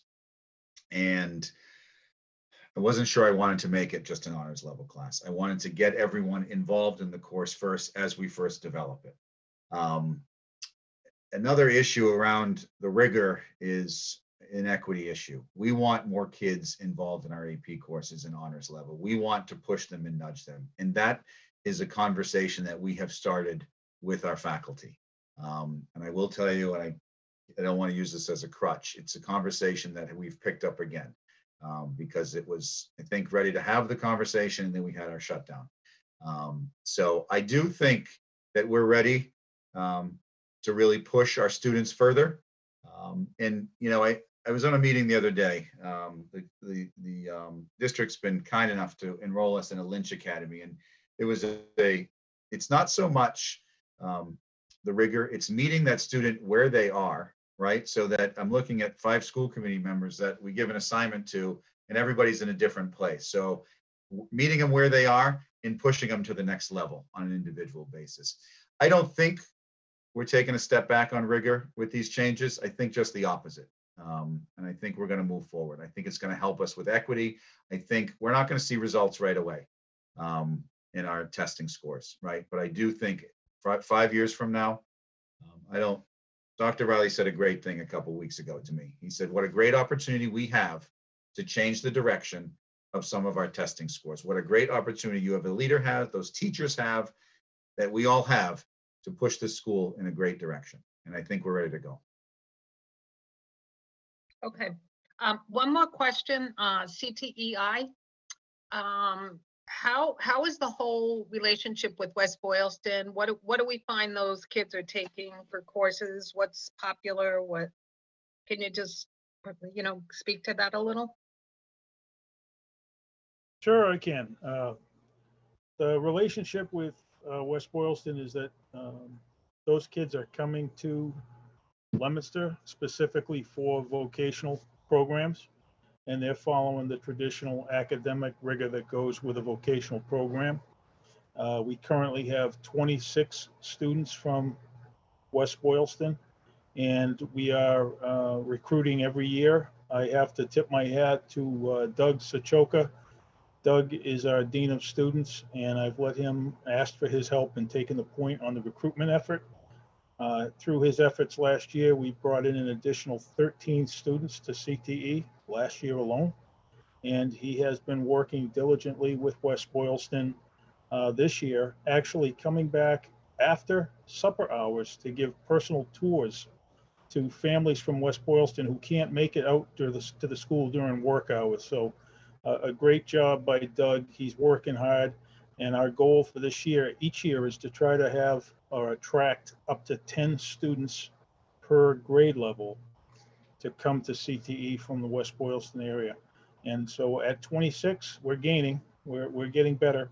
But the kids have been excellent. I think throughout the course of this is our 4th year with West Boylston students. It doesn't seem possible, We were just talking about this. It seemed like yesterday or last year, but this is our 4th year. We will graduate our first students from West Boylston. And of course, the feedback to that community is that these kids are having a great experience, and it's drawing and attracting more students to come here. Okay, great. Thank you. Thank you. I have just a couple of questions and a comment. I know we several years ago were really trying to push AP and really open those classes up to diverse candidates who might not normally follow that track. But I think what we didn't do was make sure that they had the foundation to be successful. So I'm all for pushing AP and giving folks the opportunity, but I want to make sure that we are preparing them so that when they're in that AP course that they will be successful, because I think we went through a period where kids were not really scoring or taking those AP exams, and that obviously is part of the understanding that if you're taking AP courses, you're going to be taking the AP exams and hopefully scoring well enough to get college credit, for yourself. So I just I agree wholeheartedly. We've had it opened up Mrs. Griffin, we've actually had this conversation this week about maybe some pre-AP work over the summer, maybe some conversations about expectations. There's a committee forming, one student driven and one faculty driven, about increasing our diversity and our equity and class options across the board for everybody. Because I don't think we've got some work to do, but we're ready to tackle it. Okay, I just want to make sure that we get that done because that's important, but we also have to give them the tools to be successful. So. Yep. Then the other thing is I was a little confused. When do you plan to go back to 7 periods? September. Okay, because I thought on the slide it said decreasing 250 to 230, and it was through 21 to 24. And then you said in 2025, you'd go out back up to 250. So that was sort of my concern, that I was unclear why it was going to take 4 years to get there. Oh, no, the graduating class of, sorry. Okay. So everyone that's enrolled this year didn't have an option at 70 credits. They had an option at 50.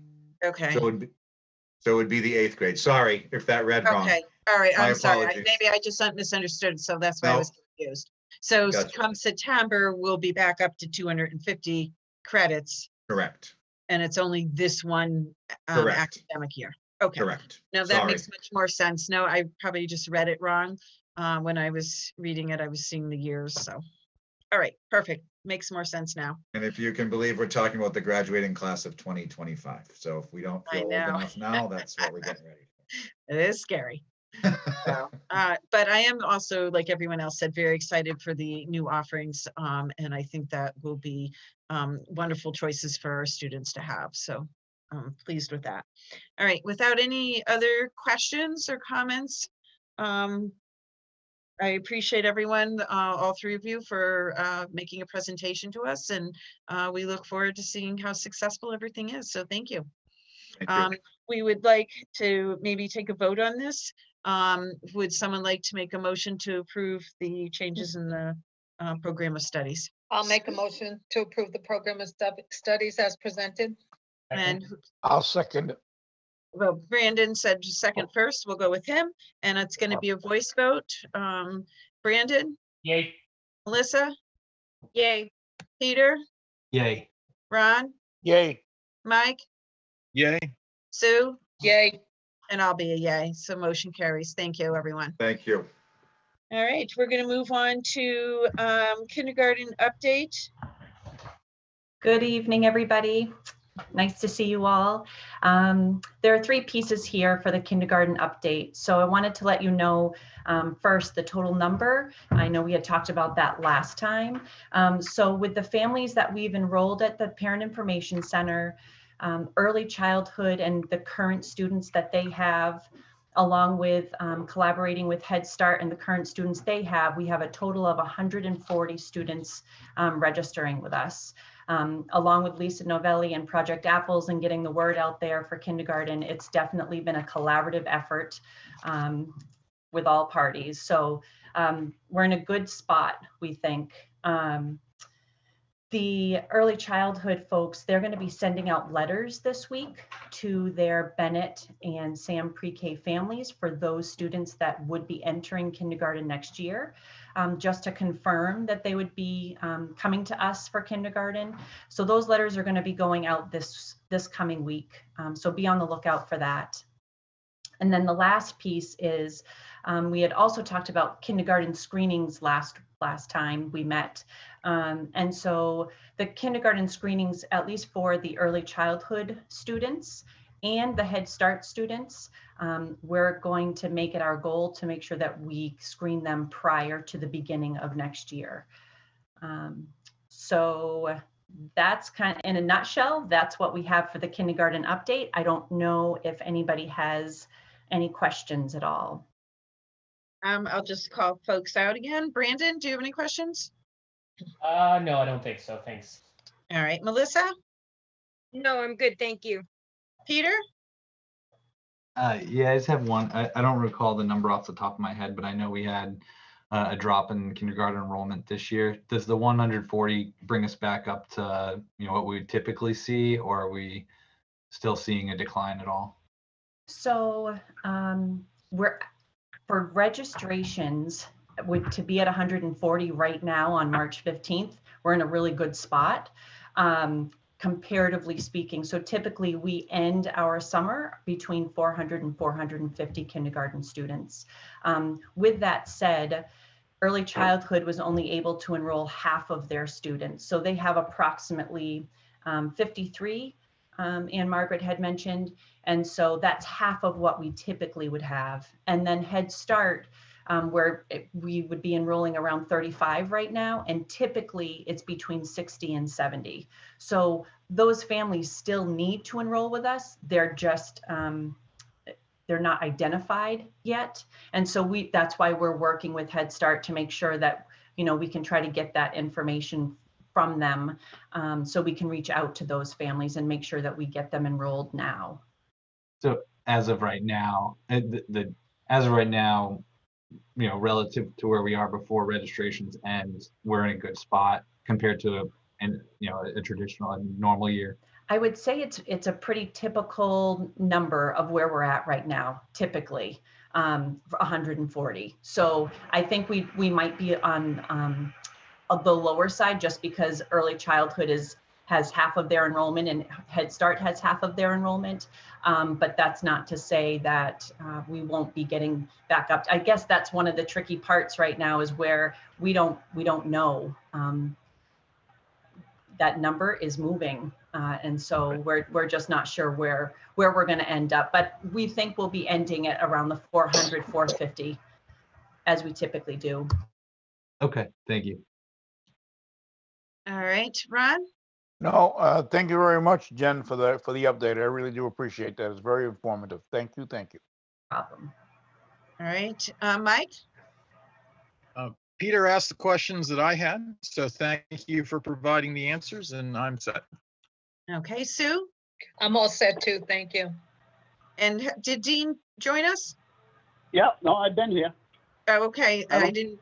You're just showing up on my screen for the first time. Do you have any questions for Jen? It would be interesting for, can you hear me okay? Yeah. Yes. Okay. It would be interesting for us to look at some birthing trends just to see what that looks like down the road, 2 and 3 years from now, whether the trend will continue to be an increase in enrollment for pre-K and kindergarten, first grade, or if, that usually has been our biggest numbers, is seeing that grade level up substantially each year. So it would just be interesting to see, is this pandemic related, or is some of it just related to the fact that the birthing trends might be down? That's a good point. I think at this point we would say it's pandemic related, but we do refer to the census every year. So, and that's not something that we've done yet. So that's something that we can definitely look into.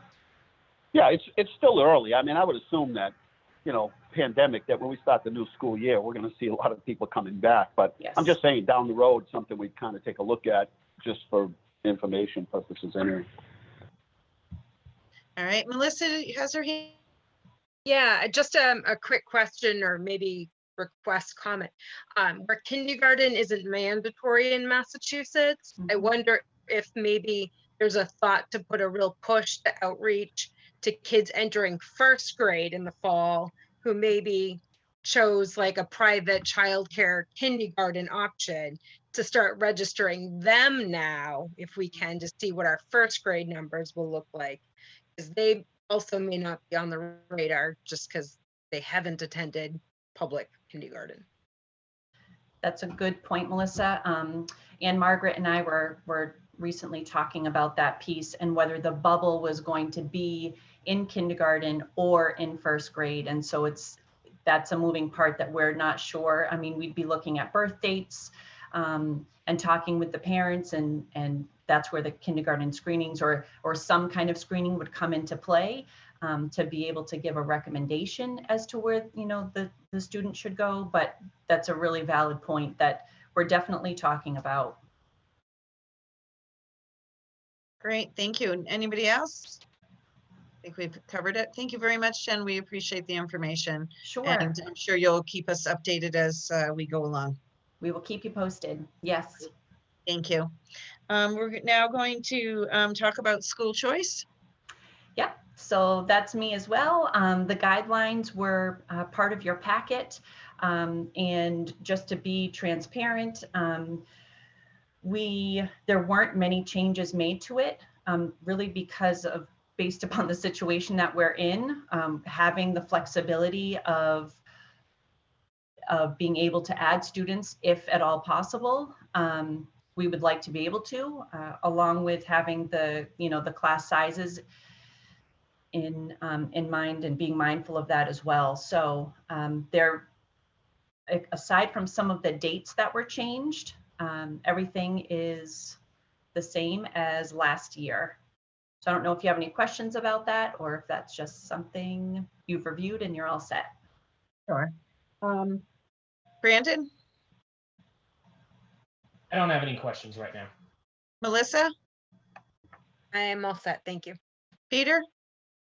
I just have 2 comments, and I'm sure it'll be thought of as we start to look at school choice enrollment. But given that we don't know for certain what the classroom sizes are going to be like next year, I mean, I'm definitely supportive of what is proposed as the ceilings. But just I'm sure we'll consider that the classroom sizes might cap out at a smaller size if distancing is still going on, either 3 feet or 6 feet. And then also for the younger grades, I'm not sure exactly how it impacts, but just pointing out that we might have to consider students that are remote that could come back in next year. I'm sure it's being thought of, but just a couple things I figured I would comment about. No, thank you. We appreciate that. Ron? No, I have no questions. It was good information. Thank you. I appreciate that. Mike? I'm set. Sue? Just for the record, I will not support school choice this year. Okay. Dean? No questions. Okay. Can I have a motion regarding school choice? I'll make a motion to support the school choice guidelines for 2021 and 2022. Okay, do I have a second? I'll second it. All right. This is going to be a voice vote. Brandon? Yay. Melissa? Yay. Peter? Yay. Ron? Yay. Mike?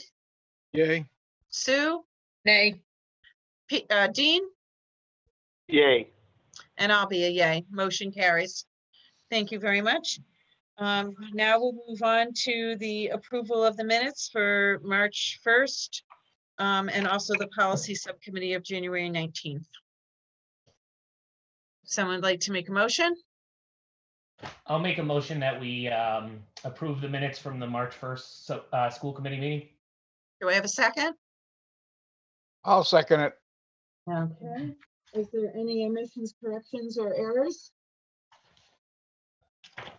Having none, we'll do a voice vote. Brandon? Yay. Melissa? Yay. Peter? Yay. Ron? Yay. Mike? Yay. Sue? Yay. Dean? Yes. And I'll be a yay. Motion carries. Now along for the policy subcommittee of January 19th, 21, which we approved in this subcommittee meeting. I'll make a motion that we accept the policy meeting minutes from January 19th. All right, do I have a second? Melissa? All right, any omissions, corrections, or errors? All right, it'll be a voice vote. Brandon? Yay. Melissa? Yay. Peter? Yay. Ron? Yay. Mike? Yay. Sue? Yay. Dean? Yes. And I'm a yay. Motion carries. Thank you. We're going to move on to subcommittee reports. Finance subcommittee. Yes, Finance met last week. We continue to look at preliminary budget for next fiscal year. At the last meeting, we looked at a breakdown of the essentially fixed costs, which make up about 92% of the total of the budget. We continue working on that. I guess that's really it. Okay. And no warrants or anything tonight? Not tonight. Nope. We will have those no doubt at our next meeting, first meeting in April. Okay, thank you. Policy subcommittee, Ron? Well, we had a meeting tonight. We approved the minutes of January 19th, and then we had a discussion with three people, the teacher and two students, regarding student representation on the school committee. And we decided to have more, that we needed a little bit more information. And it'll come back with the next policy meeting in another month. In the meantime, Chris and others will flesh out more information for us to be able to make an intelligent decision on it. And we also talked regarding the new school approval, whether it's a private school, a private school or a Catholic school. We had a discussion on it on the second paragraph, and Chris is going to flesh out more information for us because we were having discussion about where we stand with that regarding its approval. And the other, am I missing anything, Eileen? Nope, I believe that was it. And then there's the, we also have to, oh, I gotta wait, I guess, to do the action items. Right, we're going to do the action items in 2 seconds. All right, okay. That's it for Okay. policy. And so for the action items, we have the approvals of policies that we had in our packet probably at this point 2 months ago, that we had made the policy subcommittee made some corrections, and it's in our packet today for the first reading. So I need someone to make a motion to approve the following policies. So Ron? I'll make a motion to approve these policies. Do we? I would just say the letters. Say the letters, policies, AAC, AAB, AC, ACA, ACAB, ACAC, AD, ADB, ADC, ADDA, and ADF. For anyone, I believe it's on, it's on our website, isn't it? These papers, so people can see what they are. Am I correct, Eileen? No? Yes? I'm not 100% sure because I haven't looked at it, but I believe it is. Chris true. is wait- And I see Chris Chris is is not- nodding yes. Is nodding her head. Okay. In case people wondering what these letters were, so they can tell, they can see what they are. Okay. Can I have a second? Brandon seconded. Any questions, comments? Just a comment that there weren't significant changes to any of the policies. They were just fixing small typing errors or updating the Mass General Law policies. No significant changes. Thank you. All right, it'll be a voice vote. Brandon? Yay. Melissa, Yay. Peter, Yay. Ron, Yay. Mike, Yay. Sue, Yay. Dean, Yes. and I'm a yay. So motion carries for all those policies. Thank you. We're moving on to the approval of the Keystone Agreement.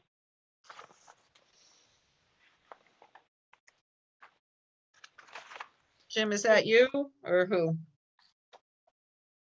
So Chris, I can you think, help me out? I believe it's just the agreement that they're asking Paula to sign for one of our collaboratives. The only Yes. change that I'm aware of is that is there one more member this year that's going to be added to it? Yes, this used to be FLAC. They changed their name to Keystone. Every year we approve this agreement. I believe that they added one more district to it this year. It was in the agreement, but they want us to approve it. Sue, did you, I know you're, okay, I kind of read through it because I belong to the CAPS Collaborative and I believe that, right, this is the dissolution of the Flat Collaborative and they're reformed a brand new collaborative. So they need, well, actually, no, it says July 2021. So I don't know. I was confused by that as well. I was going to ask if we could get, wait for Paula on this because I think she's the member on this, she is the member on this. And I really don't feel comfortable without getting some kind of a summary of what, what this is. Okay. Is everyone agreeable to that? I would agree with that. I agree as well. All right. So Sure, Chris, I'll buy that. Yes.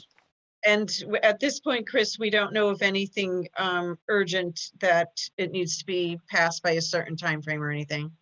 All right. So then if not, if we can put it on our next committee's agenda, that would be helpful.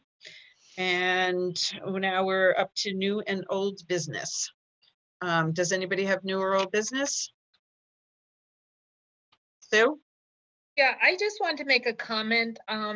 So finance has had 2 subcommittee meetings and I've missed 2 of them because they're on dates that whatever. I have conflicts, but I really think it's important that subcommittees need to be, you need to request if the members can attend before you set a date.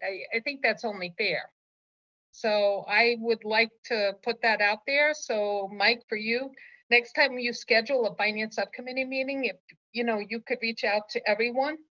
Because I haven't attended any. I haven't attended the last 2. And I think we're in really tough financial constraints now. And I think we need to make sure we're all on the same page. So I wanted to throw that out there.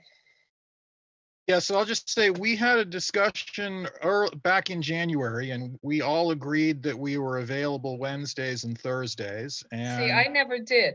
I wasn't part of that meeting. So no. I guess that's what I'm saying. Sue, you were part of that conversation. That was long ago. I believe something's changed for your schedule. We had talked about it and everybody said they were available Wednesdays and Thursdays, and the administration said they preferred Wednesdays. So that's what we've been doing. I was a little surprised that you weren't able to meet, but that's okay. So we need to, I absolutely want everyone included. So obviously Wednesdays aren't good for you now. So we need to have this discussion again. I would really, however, like us to agree to some days and then, or a particular day of the week, and then stick with that until people tell me that they can't do that. It's kind of unwieldy asking for dates for each meeting individually. So I'm hoping that we can pick a day that works for everybody consistently and then expect to do that. But we'll have that discussion. We don't need to have that discussion here in the full school committee, but I absolutely want everybody to be able to attend. It's important. And just as a sidebar too, where I haven't been part of the meetings, I haven't gotten any communications on them either. Handouts, there's been nothing. So I think it's important that as a subcommittee, we make sure that members get what they need. What you talk about, I haven't seen anything. Okay. I'm sure Melanie can remedy that. Okay, thank you. I noticed under old and new business is the update on the field behind the high school. Dean, do you have any update to let us know where that's at? Yes. We spoke to Anthony Cleves from Whitman and Bingham. Their biggest struggle has been the drainage, but they expect that to be done in the next couple of weeks. And then all the pieces of the project get put out to all the technical people, like the lighting people, the turf people, and in about 2 weeks they will be meeting with the AD administrator, Mr. Palazzi, and moving on from there. The difficult part is it's a very wet site. Anybody that's been up there knows and so we have to have proper drainage, and they've been through, I think they said the last time was the 9th time that they've redone their calculations on drainage. So they're hoping to have that wrapped up and then start potting out the pieces of the project to the people in their particular field. That's excellent news. So And that helps us find out what we need. In other words, then we get down to the real specifics of getting the specifications ready for bidding the project. Okay, great. At least we got some movement. Ron, did you have something? No, I just had a question for Dean. What's causing the hindrance with the drainage? Just that whole site is wet, and you know, you have to comply to DEP standards, and you still have to go in front of the Conservation Commission and all that. We're not exempt from any of that. So No, I know, but does that spell a foreboding for the athletic field in the back if there's going to be problems with the drainage, or no? Is It's got to it be going to done be an right. added cost to alleviate the problems of the drainage? Well, at this point, it's a computer analysis, right? It's a data analysis on how much water there is, how much will be generated through, and put into what kind of a detention basin, how big the detention basin has to be. Will it be released into the brook behind Kingman Drive? And what will that mean to the culvert a little further down? So it's that. I mean, it's just making sure we don't want a site that's going to end up, under 2 or 3 inches of water. So that's what they're working on now. Is it doable? Yeah. It's just taken many drafts to get it the way so that we're on the, we're designing on the side of caution with minimal risk. Excellent. I have a couple of things under new business and old business, but does anybody else? I have one piece Go ahead, of Mike. old business. We previously discussed the settlement between the city and First Student for services for prior fiscal year for transportation. We approved that. My understanding is the mayor has signed that agreement. It is also my understanding, so the total. I've also signed that agreement on behalf of the school committee. Yes. So the total that was agreed to is $626,114.13. You're frozen, Michael. Oh. Am I back now? Yes. Yep. My understanding is that has to be paid out of the FY 2020 transportation account. We had some money in that already that was encumbered.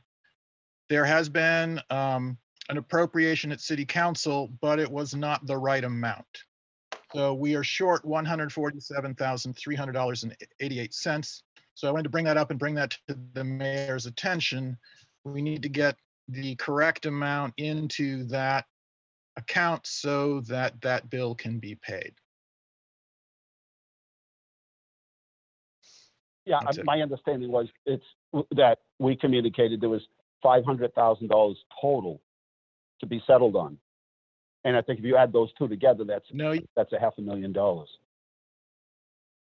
Right. So I think what's happened is the same number's been subtracted twice. I'm not sure. The agreement that you signed is for 626,114, not 500,000, is my understanding. So yeah, I'll take a look. that up. Yeah, take a look, because I would hope that that student for a student would take Remember, they did provide very few services to the city of Leominster or to its students, and we're paying them. They have yet another proposal in front of us to fund them for 50% of the contract for services not rendered. And this is unimaginable that any other city and town is going along with this stuff. Well, most. I know it's hard to believe, but most of them are. But I think that's neither here nor there. You're bringing up legitimate points, and I understand that you're negotiating with them to reach an agreement. My only point, I believe that the agreement you reached for the spring totals 626, and the line we have to pay for that doesn't have 626 in it, so we've been unable to pay the agreed upon amount. That's my understanding. I'll check into the I'll check the numbers again. Yeah, that would be helpful. Thanks, Dean. Anybody else have any? Okay, anybody else have anything old or new? Sue? You're muted. Sue. This really isn't on the agenda, but we all got an email regarding the transportation contract today. And, Dean should be reviewing it as well, because where we just had this agreement, I want to make sure we include parts of what's happening this year into the new contract. So So there is a subcommittee that was formed, and I had asked for volunteers, and the subcommittee, and Dean is going to have to look and review everything regardless as the mayor, but he at the time did not volunteer to be on the subcommittee. It was Brandon, you, Ron, and Mike. And you do need to, we need to make sure and come up with some things that we want to see in the contract. I know that was one of the things I was going to bring up.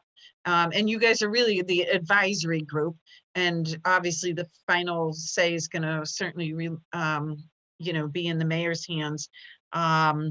But it was just to, sort of help preview and make sure some of our interests are in there. I've asked Melanie to set up a meeting with the subcommittee because I do know that things need to get rolling. I saw, Dean, you were going to say something. Do you want to add in? No, I didn't say anything. Oh, okay. Okay, Eileen, the latest communication that Melanie sent out today, after you forwarded an email, was that she's going to go work with the controller. She's going to work with Greg Chaptline. So we're not meeting, is my understanding. Is that your understanding, Michael? And right. So I believe we've had some miscommunication. So what needs to happen right now is the request for bids needs to be posted so that companies can bid on it. And I believe Melanie was under the impression that we needed to approve the posting. And I believe that's not the case. She just needs to get it posted. So there was an attempt to have a quick meeting. I don't think we're going to have a quick meeting, but I also don't think we need to have a quick meeting because she can post the request for bids, and it will be up to us once bids come in to review them and make recommendations. So I think we're okay. I think it was just Melanie thought we needed to do something and we didn't need to do it. Okay, Melanie and I spoke today, and I think we've got that straightened out as well. Okay, so I kind of did review it, and I think it's incumbent on us to look at things that we might want or not want. One of them, Eileen, you should remember, is the age of the buses. I think we changed that a couple of years ago to save money. So on one hand, I think we should be looking at the RFP just to make sure. The other thing is fuel escalation, and I'm not even sure if they do that anymore. So I'm really confused, and I'm concerned that, we don't have a say in the RFP if it just goes out. But and Dean, I mean, jump in here, but that's my understanding. We should be looking at what we want. The other thing was signage. The buses had to have Leominster Public Schools on it. Is that important? These are things that, we should be looking at before it goes out. One thing I can tell you, Sue, is that they have an escalation clause in it for when fuel goes up, but they never have a de-escalation when fuel goes down to $2 a I gallon. know. We didn't get a rebate on any of that. It was very one-sided, and now fuel costs are going up again. So I'm sure we'll see, that. But I do think we should have a conversation, because what are they putting out for specifications to actually bid on? That's the thing, is what exactly are we putting out? If we're starting another calendar year, what is bus service going to look like? And are some of those funds coming from the federal government in the latest, in the latest round of the $2 trillion that'll be coming back? Is that allowable use to have, because the buses need to be spaced out for students? What is this year's or next year's bus configuration going to look like for students? And is that money that's coming from Washington, from here to Washington D.C. and then back to us, is an applicable use going to be to use that because we need more buses and they need to be better spaced?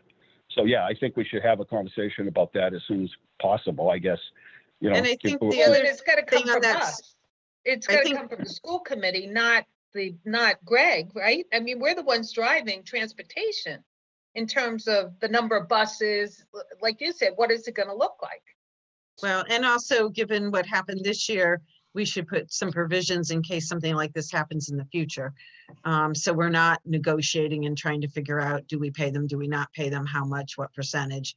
It should all be in there, because we should have learned, nobody could have expected it, obviously. But now we can. But in the So, final okay. analysis, the one who decides the money is going to be Dean. All we can do is advise. He is the Yes, one but that- we do he's need the- to He's the one that we can only advise. He consents, and that's Right, it. but we got to put the specs together, Ron.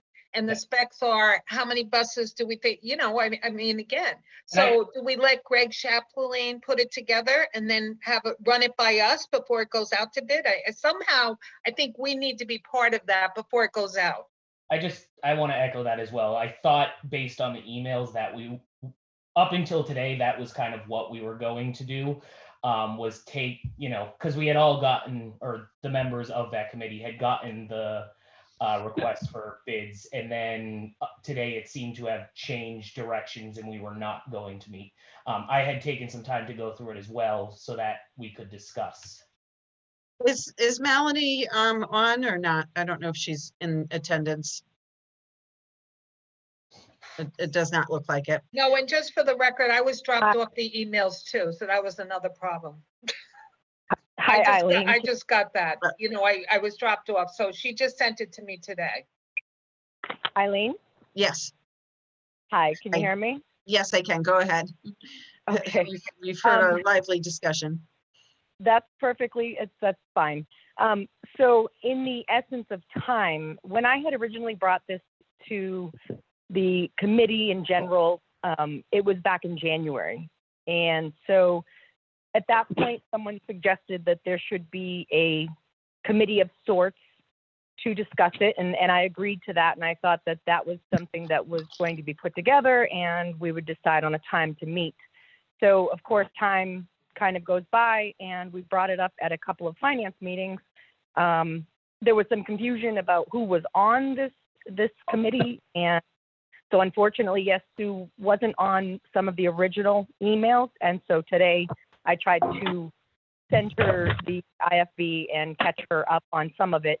But I had spoken with you, Eileen, and in the essence of time, had suggested that maybe we get it posted and then the committee would be a large part of deciding, which bid or, the verbiage in the bid would be discussed in any future meetings.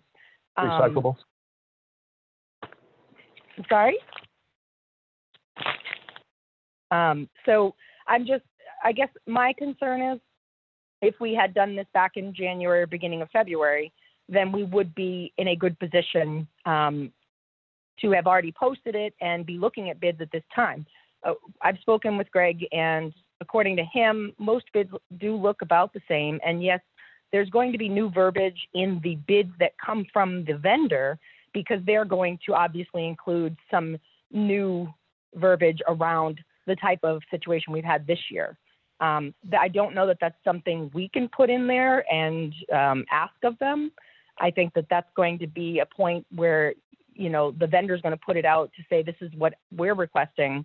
And if it is approved by us, it's approved by us and the mayor, and we move forward. But in the essence of time and cost, because the longer we wait, the further down the totem pole we go as far as the price goes.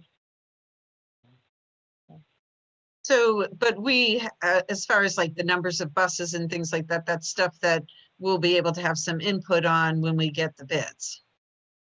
Well, it is indicated in the bid right now, and it hasn't changed over the years, but it's sure to, you know, we can have a reassessment. Absolutely.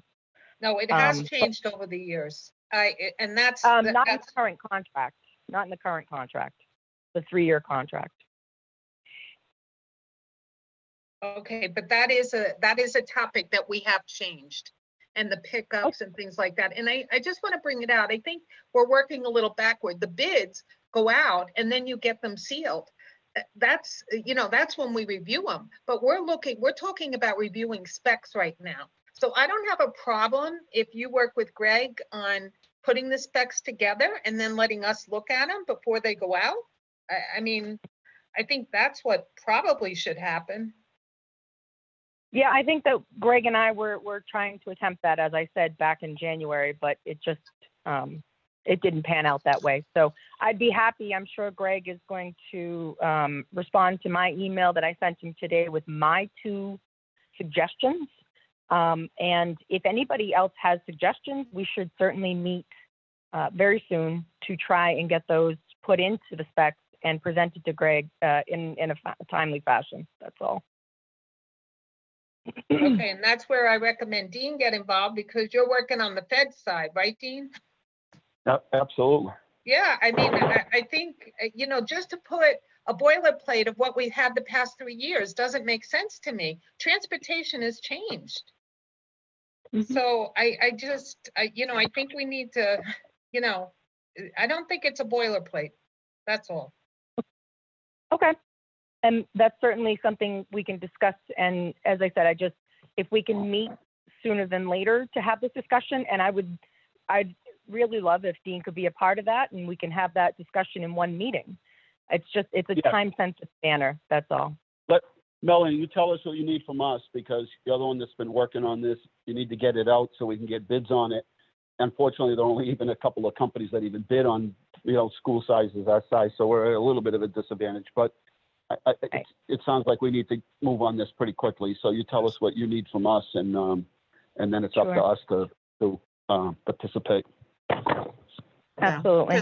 Because obviously, Dean, you'll have a good perspective, so anything you can offer is helpful. Right. Yeah, absolutely. That would be wonderful.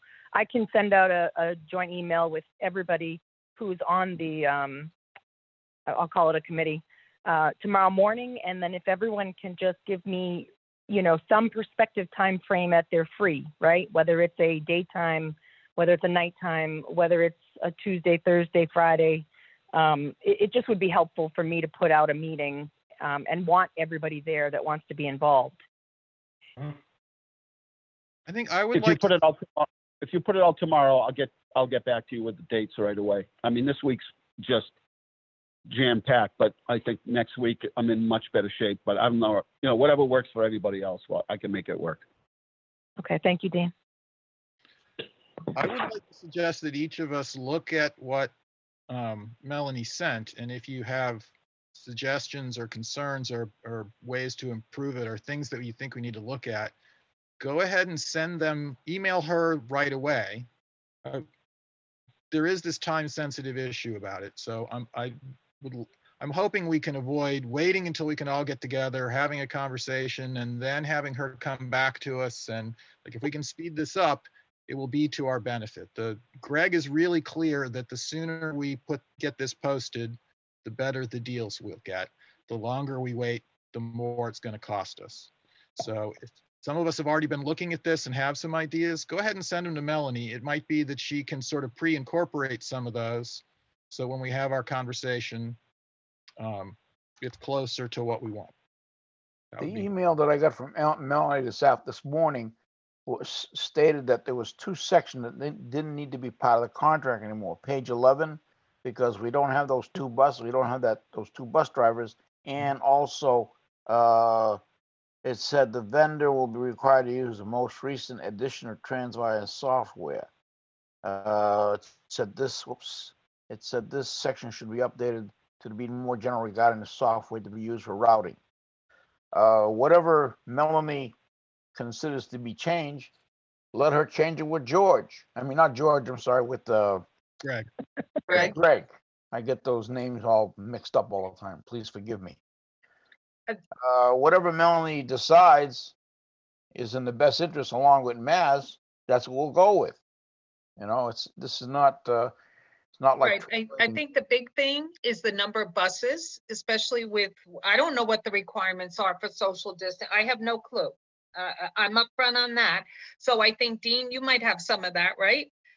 It's pretty specific with the number of buses. So we don't want to, you know, that's an important piece to the contract. So the problem, that's where the problem with the social with the distancing is it's a moving target. Now they're changing it from 6 to 3, and Lord knows if all of a sudden they have an epiphany and decide to go back to 6. Whichever buses we get, they have to have some kind of way with the buses that they can expand or decrease the sitting arrangements for the kids. Right. So, I mean, these standards are set by the state. So all that really has to happen is language, which I'm sure is already there, that requires the vendor to meet whatever the state standards are. So if the state, we don't have to pre-decide what they might be and get all that language in there. We just have to put the burden on them to meet whatever guidelines the state hands to them. Okay. Right? And they're bidding knowing that if the state changes the rules, they have to adjust to fit the state rules. Right, but again, Mike, we're very specific in the contract, if you read it, how many buses we're asking for, how many 82 passenger versus how many 72, 75. So those are things, and in the past, we have changed that number. We decided to go to group pickups, and I don't know, I mean, those are important things that have financial implications to us as a school committee. But the number of buses, okay.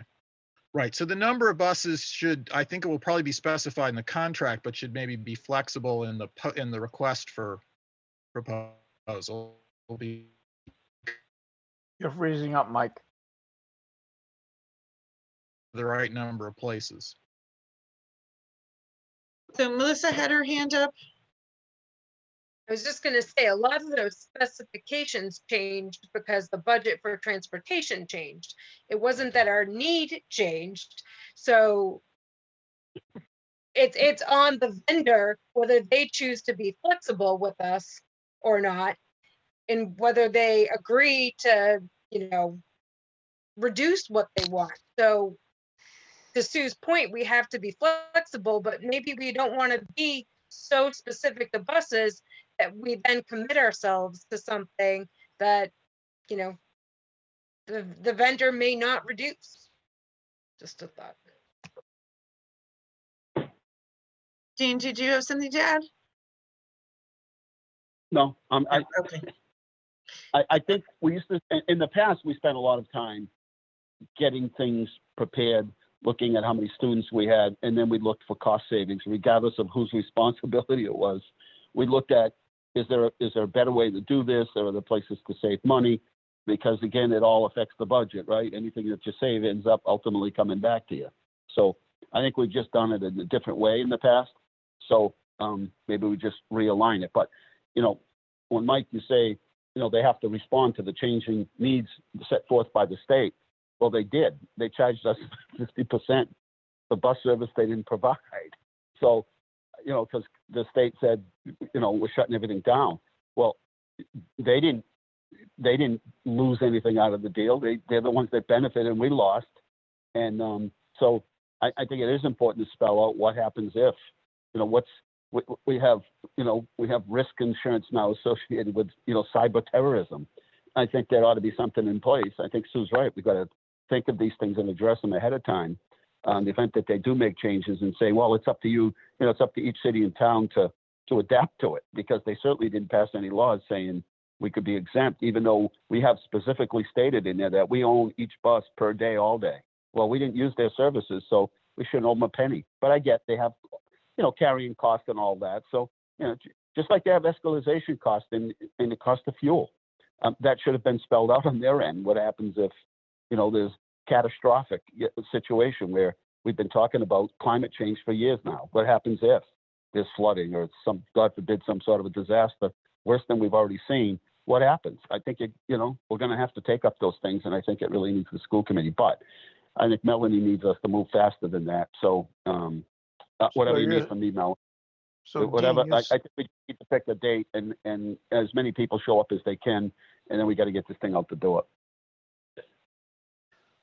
All right, that sounds like a plan. Ron, one last final comment? Yeah, so Dean, you're saying that what we have to figure out, who is going to pay the cost of whatever happens. Is it the city? Is it the federal? Or is it the bus company going to have to take in the added cost? That's what you're saying. Well, you could put anything out in the bid that you want. They don't have to respond. I mean, they just might all say, But if they're forced by the if they're forced by the federals to to swallow the costs, that's what I'm saying. And can't that be written in?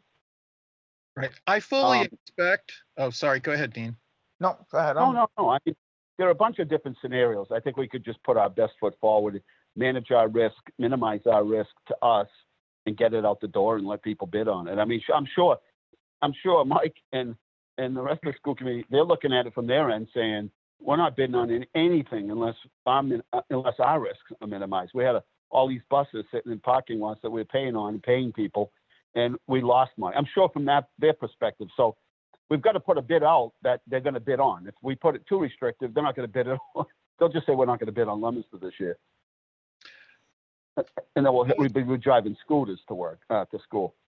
Right. I was just going to say, I fully expect that, the companies have learned from this year, and they are going to suggest language in the contract that pre-settles the question rather than trying to reach an agreement after the fact. So I fully expect that they're going to take a look at what are their fixed costs and what are their actual operating per bus costs, and they're going to propose something that takes that into account, and then we'll have to decide whether that's acceptable to us or not. Right.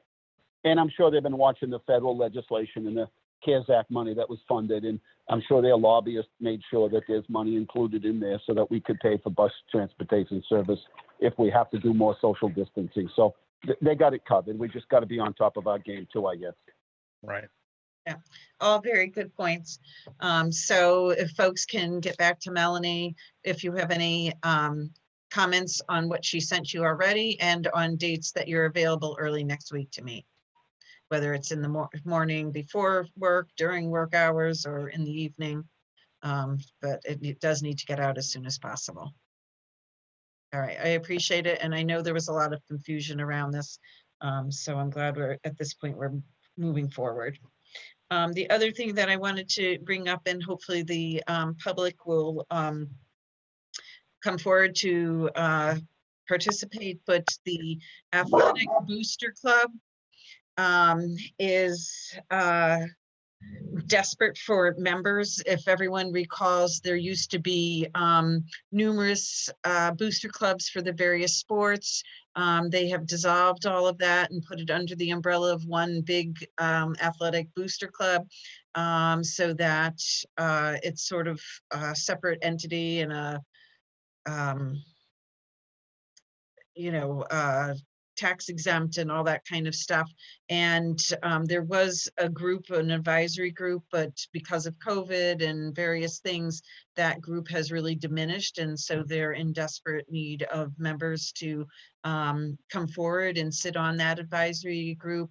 And we're supposed to be doing things about equitable fundraising so that, all sports, sort of have an equal part of the pie, dependent upon obviously their members and those kinds of things, their numbers. So just to let folks know to come forward. Rick Martian is the chair of that committee.